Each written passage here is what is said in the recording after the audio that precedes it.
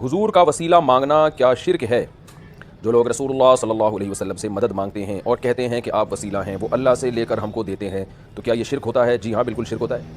Direct اللہ سے مانگیں آپ۔ تو یہ کہہ رہا ہے کہ ڈائریکٹ اللہ سے مانگیے، یعنی اگر رسول اللہ صلی اللہ تعالی علیہ وسلم اللہ کی عطا سے اگر اپنے غلاموں کو کچھ عطا کریں تو یہ اسے شرک بتا رہا ہے۔ آئیے میں اس کے امام کا یہ قول پیش کرتا ہوں۔ یہ تو ایک مقتدی ہے، یہ تو ان کا فالوور ہے۔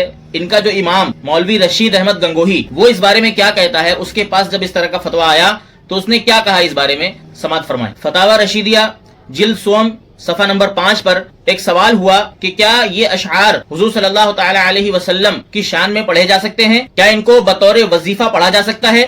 وہ اشعار یہ تھے: یا رسول اللہ انظر حالنا، یا حبیب اللہ اسمع قالنا، اننی فی بحر ہم مغرق خذ یدی سہل لنا اشکالنا۔ تو یہاں پر تو رسول اللہ صلی اللہ تعالی علیہ وسلم سے مدد مانگی جا رہی ہے۔ تو جب اس سے سوال ہوا رشید احمد گنگوہی سے، جو اس کا شیخ ہے، تو وہ کہتا ہے کہ ایسے کلمات کا ورد کرنا مکروہ تنزیہی ہے، کفر اور فسق نہیں ہے، اور یہ لوگ اس کو شرک بتاتے ہیں۔ جو اس کے شاگرد ہیں، مولوی رشید کے شاگرد، اس کو شرک بتاتے ہیں۔ تو آپس میں ہی ان لوگ کا اختلاف ہے۔ تو زیادہ سے زیادہ اس نے جائز کہا، مکروہ تنزیہی کہا، لیکن اس نے کفر اور شرک کا فتویٰ نہیں لگایا۔ اہل سنت والجماعت کا موقف اس بارے میں یہ ہے کہ انبیاء اور اولیاء اللہ سے مدد مانگنا بالکل جائز و درست ہے، جبکہ عقیدہ یہ ہو کہ حقیقی امداد اللہ رب العزت کی طرف سے ہوتی ہے، اور انبیاء اور اولیاء یہ اللہ رب العزت کے مظہر ہیں۔ یعنی اللہ رب العزت جو عطا کرتا ہے وہ بالذات عطا کرتا ہے، اور جو اولیاء اللہ اور انبیاء عطا کرتے ہیں یہ بالعرض عطا کرتے ہیں۔ اگر صرف اولیاء اللہ سے مانگنے کو شرک کہہ دیا جائے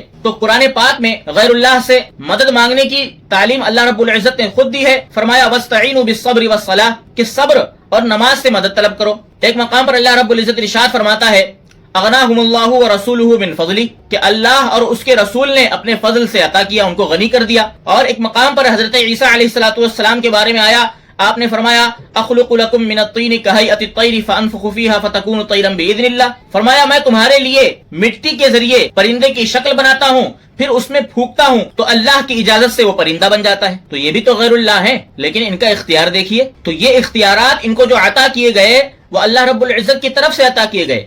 پتا چلا کہ انبیاء اور اولیاء بھی مدد کرتے ہیں، مگر انبیاء اور اولیاء جو مدد کرتے ہیں وہ بالعرض کرتے ہیں، اور اللہ رب العزت سے جو مدد حاصل ہو وہ بھی ذات حاصل ہوتی ہے۔ اللہ رب العزت کی بارگاہ میں دعا ہے کہ ہمیں صحیح علم سیکھنے اور اس پر عمل کرنے کی توفیق عطا فرمائے، اور ان وہابیوں دیوبندیوں کے عقیدوں سے اہل سنت والجماعت کے لوگوں کو محفوظ اور مامون فرمائے۔ السلام علیکم۔